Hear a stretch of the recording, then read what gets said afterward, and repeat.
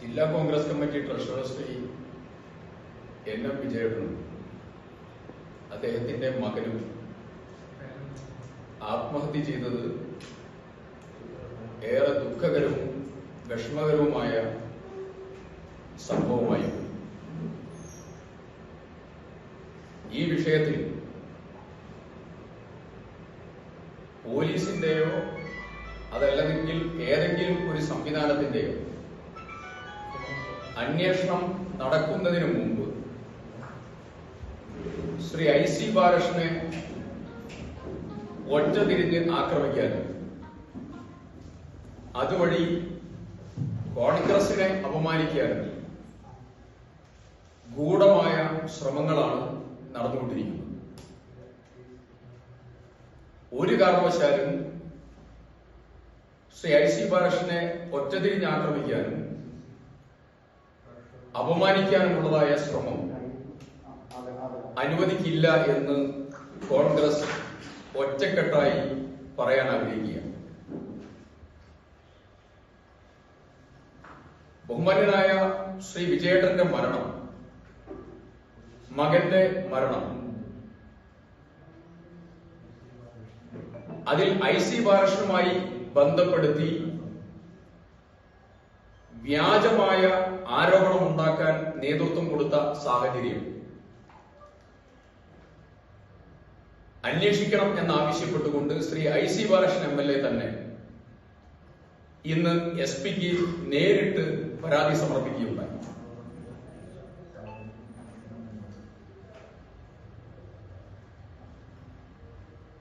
പൂർണ്ണ ആത്മവിശ്വാസത്തോടു കൂടിയാണ് ഈ വിഷയത്തിൽ കോൺഗ്രസ് ഒറ്റക്കെട്ടായി നിലപാടെടുക്കുന്നതും ഇന്ന് ശ്രീ ഐ.സി. ബാലകൃഷ്ണൻ എം.എൽ.എ പരാതി സമർപ്പിച്ചിട്ടുള്ളൂ.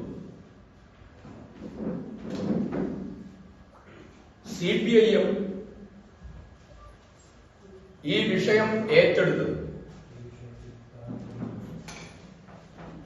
വിജയേട്ടന്റെ മകന്റെയും മരണത്തിന് ശേഷം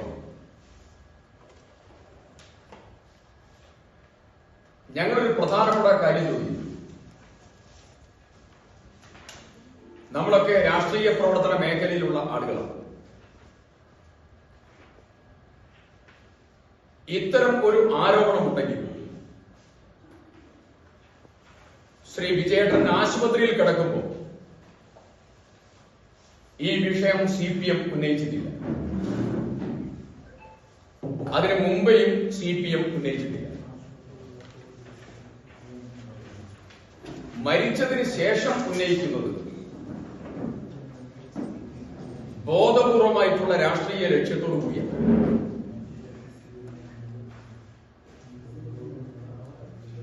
ഇതിന്റെ രാഷ്ട്രീയ തലത്തിൽ ഇത് കുത്തിപ്പൊക്കുന്നതിൽ CPM നേതൃത്വത്തിലുള്ള ഒരു വലിയ രാഷ്ട്രീയ ഗൂഢാലോചന, ആ രാഷ്ട്രീയ ഗൂഢാലോചന അതിന്റെ അതിൽ കുറ്റക്കാരായി CBI കോടതി വിധിക്കുകയാണ്. CBI വരാതിരിക്കാൻ എന്റെയും നിങ്ങളുടെയും ജനങ്ങളുടെയും നികുതിപ്പണം ഉപയോഗിച്ചുകൊണ്ട് പോരാടിയ CPM ആ പോരാട്ടത്തിലും വിധിയിലുമൊക്കെ മുഖം നഷ്ടപ്പെട്ട സമയത്താണ് ഈ വിഷയം രാഷ്ട്രീയപരമായി ഉയർത്താൻ അവർ തീരുമാനമെടുത്തത്.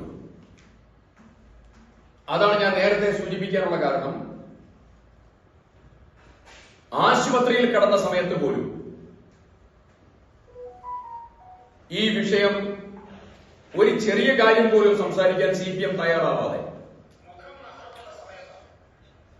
അവസാനം മരണത്തിന് ശേഷം ഈ വിഷയം ഉയർത്തിക്കൊണ്ടുവന്നത് പെരിയ ഇരട്ടക്കൊലക്കേസിന്റെ ആഘാതത്തിൽ നിന്ന് മുഖം രക്ഷപ്പെടുത്താൻ സാധിക്കുമോ എന്നുള്ള പരീക്ഷണത്തിന്റെ ഭാഗമാണ്.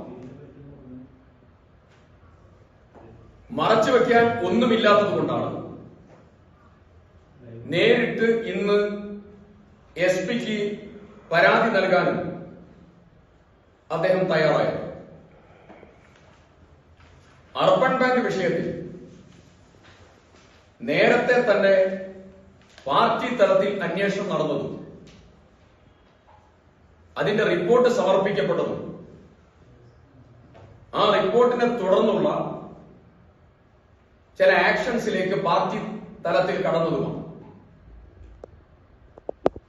ഒരു കാരണവശാലും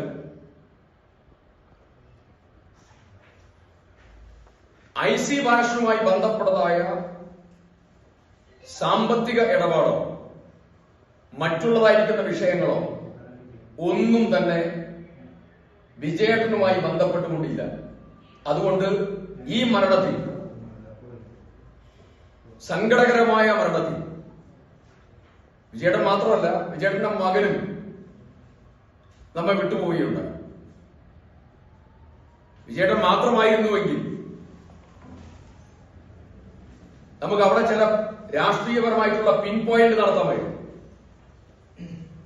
അപ്പൊ ഇതിൽ മറ്റു ചില കാരണങ്ങൾ കൂടി ഉണ്ടാകാനുള്ള സാധ്യത ഞങ്ങൾ കാണുന്നു. ആ സാധ്യതയെക്കുറിച്ച് പൂർണ്ണ വിവരമില്ലാത്തത് കൊണ്ട് പറയുന്നില്ല. പോലീസ് എല്ലാം പരിശോധിക്കട്ടെ.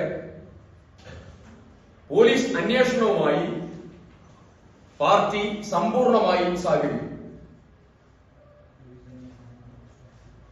പോലീസ് രാഷ്ട്രീയപരമായിട്ടുള്ള പക്ഷപാതിത്വത്തിലേക്കും മറ്റും നീങ്ങിയാൽ അതിനെ പ്രതിരോധിക്കാനുള്ള നടപടിയും പാർട്ടി ആരംഭിക്കും. ഇതുമായി ബന്ധപ്പെട്ടുകൊണ്ട് ജില്ലയുടെ ചുമതല വഹിക്കുന്ന ബഹുമാന്യനായ ശ്രീ സണ്ണി ജോസഫ് MLA നിങ്ങളോട് സംസാരിക്കും. ജില്ലാ കോൺഗ്രസ് കമ്മിറ്റിയുടെ ഒരു ഭാരവാഹിയുടെ ദാരുണ മരണത്തിന് ശേഷം ചില ചാനലുകളും ഇപ്പൊ CPM ICക്കെതിരായിട്ട് ഉന്നയിക്കുന്ന ആക്ഷേപങ്ങൾക്ക് എന്തെങ്കിലും അടിസ്ഥാനമുണ്ട്? യാതൊരു അടിസ്ഥാനവുമില്ല. എന്തെങ്കിലും തെളിവുണ്ടോ? ഒരു എഗ്രിമെന്റ് ചിലര് പ്രചരിപ്പിക്കുന്നതായിട്ടാണ്. ആ എഗ്രിമെന്റിൽ IC ബാലകൃഷ്ണൻ ഒരു കക്ഷിയായിട്ടോ സാക്ഷിയായിട്ടോ ഒപ്പിട്ടിട്ടുണ്ടോ? അദ്ദേഹത്തിന് എന്ത് ലീഗൽ, പൊളിറ്റിക്കൽ, മോറൽ ലയബിലിറ്റി അദ്ദേഹത്തിൽ ഉന്നയിക്കാൻ സാധിക്കുന്ന എന്തെങ്കിലും എവിഡൻസിന്റെ പീസെങ്കിലും ഉണ്ടോ? സിദ്ദിഖ് പറഞ്ഞ പോലെ CPMനെ അവര് പെട്ടിട്ടുള്ള ചില ഉരകുടുക്കുകളിൽ നിന്ന് അവരുടെ അണികളുടെയും ജനങ്ങളുടെയും ശ്രദ്ധ തിരിക്കണം, മാധ്യമങ്ങളുടെ ശ്രദ്ധ തിരിക്കണം. അതിലൊന്നാണ് പെരിയ കൊലക്കേസില് CBI കോടതിയുടെ വിധി. ശിക്ഷ ഇനി വരാൻ പോവുകയാണ്. രണ്ട്, നവീൻ ബാബുവിന്റെ മരണം. ആരുടെ പക്ഷത്താണ് CPM നിൽക്കുന്നത്? നവീൻ ബാബുവിന്റെ കുടുംബാംഗങ്ങളോടൊപ്പം CPM സംസ്ഥാന സെക്രട്ടറി നിൽക്കുന്നു എന്ന് പറയുമ്പോൾ അതിലെ പ്രതിക്ക് ജാമ്യം കിട്ടി പ്രതിയെ ജയിലിൽ നിറക്കാൻ പോയത് CPM സംസ്ഥാന സെക്രട്ടറിയുടെ ഭാര്യ. തികഞ്ഞ ഇരട്ടത്താപ്പാണ് CPM സ്വീകരിക്കുന്നത്. അപ്പൊ സഹകരണ മേഖല എടുത്താൽ നമുക്കറിയാം, ഏറ്റവും അടുത്ത കാലത്ത് നടന്ന കൃത്യമായ സഹകരണ രംഗത്തെ പാളിച്ച കൊണ്ട്, പരാജയം കൊണ്ട് ഒരു സഹകാരി ആത്മഹത്യ ചെയ്തത് ഇടുക്കിയിലെ കട്ടപ്പനയിലാണ്. അദ്ദേഹത്തിന്റെ ആത്മഹത്യ കുടുംബം കട്ടപ്പനയിലെ CPM നിയന്ത്രണത്തിലുള്ള സഹകരണ ബാങ്കിൽ നിക്ഷേപിച്ച പൈസ ഭാര്യയുടെ ചികിത്സാ ചെലവിന് വേണ്ടി ഒരു 2 ലക്ഷം രൂപ, 25 ലക്ഷം രൂപ നിക്ഷേപമുള്ള വ്യക്തിക്ക് ഒരു 2 ലക്ഷം രൂപ അതിൽ നിന്ന് കിട്ടണം എന്ന അഭ്യർത്ഥനയാണ് നിരസിച്ചത്. അദ്ദേഹത്തെയാണ് കൈയേറ്റം ചെയ്തത്. ആ നിരാശയിലാണ് സാബു തോമസ് കൃത്യമായ ആത്മഹത്യ കുറിപ്പെഴുതി അദ്ദേഹം ജീവൻ അവസാനിപ്പിച്ചത്. CPMന്റെ ഇടുക്കി ജില്ലാ കമ്മിറ്റി അംഗം സജീവമായി അദ്ദേഹം നടത്തിയ ഫോൺ സംഭാഷണത്തിൽ ഞങ്ങൾ പത്രങ്ങളിൽ നിന്ന് വായിച്ച അതൊരു എവിഡൻസ് ആയിട്ട് കളക്ട് ചെയ്താ. എന്താണ്? 12 തവണ സജി സഖാവേ സഖാവേ പ്രിയ സഖാവേ എന്ന് പറഞ്ഞ് അദ്ദേഹത്തിന്റെ കേസ്, അദ്ദേഹത്തിന്റെ ന്യായം, അദ്ദേഹത്തിന്റെ നിസ്സഹായത വിവരിക്കാനാണ് മരണപ്പെട്ട സാബു തോമസ് ശ്രമിച്ചത് എങ്കിൽ അവിടെ CPM നേതാവ് പറഞ്ഞത്, ജില്ലാ കമ്മിറ്റി അംഗം പറഞ്ഞത്, തനിക്ക് തല്ല് കിട്ടേണ്ട സമയം കഴിഞ്ഞു എന്നാണ്.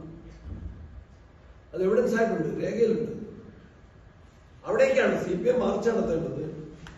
കേരളത്തിലെ CPM, വയനാട്ടിലെയും ബത്തേരിയിലെയും CPMകാരല്ല, കേരളത്തിലെ CPM അതിന് ധാർമ്മികതയുണ്ടെങ്കിൽ, നിലപാടുകളിൽ വ്യക്തതയുണ്ടെങ്കിൽ അവർ മാർച്ച് നടത്തേണ്ടത് കട്ടപ്പനയിൽ അവരുടെ ജില്ലാ കമ്മിറ്റി അംഗത്തെ സഖാവെന്ന് 12 തവണ വിളിച്ചപേക്ഷിച്ച സാബുവിനെ നീതി വാങ്ങി കൊടുക്കാൻ അവിടെയാണ് ആ ജില്ലാ കമ്മിറ്റിയുടെയും ആ സ്ഥാപനത്തിന്റെയും നേർക്കാണ് CPM-ന്റെ പാർട്ടി അന്വേഷണവും സർക്കാരിന്റെ അന്വേഷണവും തിരിയേണ്ടത്. സണ്ണി ജോർജ് എന്ന അന്നത്തെ ബാങ്ക് പ്രസിഡന്റിനെ, അതിന് ചെയർമാനെ, അതിന് നേതൃത്വം കൊടുത്ത അദ്ദേഹത്തിന്റെ സഹായിയെ കോൺഗ്രസ് പാർട്ടി അന്വേഷണത്തിന്റെ അടിസ്ഥാനത്തിൽ കുറ്റക്കാരായിട്ട് കണ്ടെത്തി അവരെ പുറത്താക്കിയപ്പോൾ CPM അവരെ പ്രൊട്ടക്ട് ചെയ്തു. അവരെ പ്രൊട്ടക്ട് ചെയ്യുന്നതിന് വേണ്ടി നിലപാടെടുത്തു.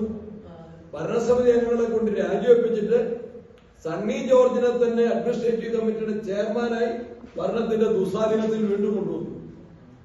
ആരുടെ ഭാഗത്താണ് നിൽക്കുന്നത്? അർബൻ ബാങ്ക് നിയമനത്തിൽ എന്തെങ്കിലും ഉണ്ടായിട്ടുണ്ടെങ്കിൽ ആരുടെ ഭാഗത്താണ് നിൽക്കുന്നത്? ഉത്തരവാദികളുടെ ആരുടെ ഭാഗത്താണ് നിൽക്കുന്നത്? ഞാനന്ന് KPCC പ്രസിഡന്റ് നിയോഗിച്ച അന്വേഷണത്തിനായിട്ട് ഞാൻ ഇവിടെ DCC ഓഫീസിൽ വന്നിരുന്നു. ഞാനും മുൻ MP ശ്രീ KP ധനപാലനും വന്നത്. സത്യത്തിൽ ഞാൻ കൃത്യമായിട്ട് ഓർമ്മിക്കുന്നു, വ്യക്തമായിട്ട് KPCCക്ക് എഴുതി കൊടുത്തിട്ടുണ്ട്. IC ബാലകൃഷ്ണൻ അന്ന് പരാതിക്കാരുടെ പക്ഷത്തായിരുന്നു. ഞാൻ ഒരു കാര്യം ഞാൻ വ്യക്തമാക്കാണ്. IC ബാലകൃഷ്ണൻ അന്ന് പരാതിക്കാരുടെ ആ സംഭവങ്ങളിൽ എന്തെങ്കിലും ഉണ്ടെങ്കിൽ ICക്ക് ഒരു പരാതിയില്ല, IC ബാലകൃഷ്ണനാണ് പരാതിക്കാരുടെ വ്യക്തമായിട്ടുണ്ട്. അപ്പൊ ICയെ ഒറ്റപ്പെടുത്തി ആക്രമിക്കാൻ നടത്തുന്ന പരിശ്രമങ്ങൾ കോൺഗ്രസ് പാർട്ടി വയനാട് ജില്ലയിലെയും കേരളത്തിലെയും കോൺഗ്രസ് നേതൃത്വം UDF അതിനെ ശക്തമായിട്ട് നേരിടുക തന്നെ ചെയ്യും. നേരത്തെ പറഞ്ഞ രാഷ്ട്രീയ വിഷയങ്ങളിൽ പാടി നിൽക്കുന്ന CPM അവരുടെ മുഖം രക്ഷിക്കാൻ നടക്കുന്ന ഈ പരിശ്രമങ്ങൾ ജനങ്ങള് നന്നായിട്ട് മനസ്സിലാക്കണം ഞങ്ങൾ അഭ്യർത്ഥിക്കുകയാണ്. ശ്രീ വിജയൻ കോൺഗ്രസിന്റെ പ്രധാനപ്പെട്ട ഒരു നേതാവ് തന്നെയാണ്. അദ്ദേഹം പഞ്ചായത്ത് പ്രസിഡന്റായിരുന്നു, വൈസ് പ്രസിഡന്റായി പ്രവർത്തിച്ചു, മുനിസിപ്പാലിറ്റി രൂപീകരിച്ചപ്പോൾ മുനിസിപ്പൽ കൗൺസിലായി അംഗമായി, സഹകരണ മേഖലയിൽ അദ്ദേഹം പ്രവർത്തിച്ചു. ജില്ലാ കോൺഗ്രസ് പുറത്തു വരട്ടെ എന്നതാണ് 100% ഞങ്ങളുടെ നിലപാടിക്കാര്യം. മാർക്സിസ്റ്റ് പാർട്ടി ഇപ്പോൾ ഇറക്കിയിരിക്കുന്നത് ചുരുപ്പിച്ചിട്ടെന്ന് പറഞ്ഞാൽ അവരെ മുഖം രക്ഷിക്കാൻ വേണ്ടി മാത്രം.